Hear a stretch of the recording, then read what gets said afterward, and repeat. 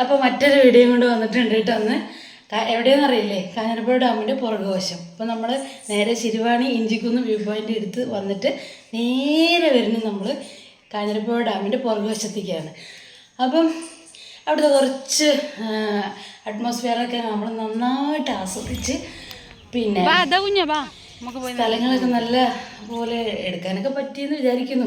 അപ്പോൾ ഈ ഒരു താത്തയുണ്ട് അവിടെ കട നടത്തുന്ന. അതിൻ്റെ സൈഡിലായിട്ട് നല്ല ടേസ്റ്റുള്ള എന്താ മറ്റേ ഉള്ളിവട, പഴംപൊരി ഇല്ല, മറ്റേ നെല്ലിക്ക, അങ്ങനെ പൈനാപ്പിൾ ഒക്കെ ഉപ്പിലിട്ടത്, അത് അങ്ങനെ ഒരു ഐറ്റംസ് അതൊക്കെ തിന്നിട്ട് ഞങ്ങൾ വയറിന് വലിയ പ്രശ്നങ്ങളൊന്നും സംഭവിച്ചിട്ടില്ല കേട്ടോ. ഞങ്ങൾ വിചാരിച്ചു മിക്കവാറും പണി കിട്ടുന്നു, അതൊന്നും കിട്ടിയില്ല.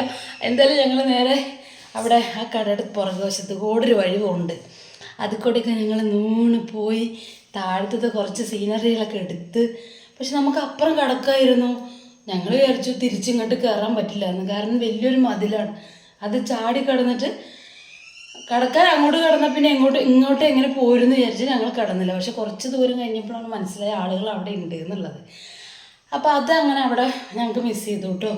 അതിന് ശേഷം നേരെ ഞങ്ങൾ അവിടുന്ന് കുറച്ച് സ്ഥലങ്ങൾ നോക്കുമ്പോൾ മീനൊക്കെ പിടിക്കുന്നുണ്ട് ആ സൈഡിൽ കൂടെയൊക്കെ. ഒരുപാട് കാഴ്ചകൾ കാണാനുണ്ട് കേട്ടോ. അതായത് ഇപ്പം ശിരുവാണി ഡാമിൻ്റെ അവിടേക്ക് ഇങ്ങോട്ട് എത്തിക്കഴിഞ്ഞാൽ ചുറ്റു സ്ഥലങ്ങളാണ്. ഇഞ്ചിക്കുന്ന് വ്യൂ പോയിൻ്റ്, അതിൻ്റെ അപ്പുറത്തേക്ക് ട്രെക്കിംഗ് പോയിൻ്റ്, പിന്നെന്താ അങ്ങനെ കുറേ സ്ഥലങ്ങളുണ്ട്.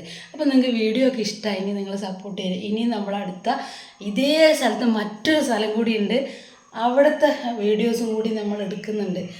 അപ്പോൾ നിങ്ങളുടെ എല്ലാവരും സപ്പോർട്ട് ഉണ്ടെങ്കിൽ നമ്മൾ ഇതുപോലെ തന്നെ തുടർന്നും ഇതുപോലെയുള്ള സ്ഥലങ്ങളൊക്കെ വീഡിയോയിൽ കൊണ്ടുവരും. നിങ്ങൾക്കും വരാമല്ലോ.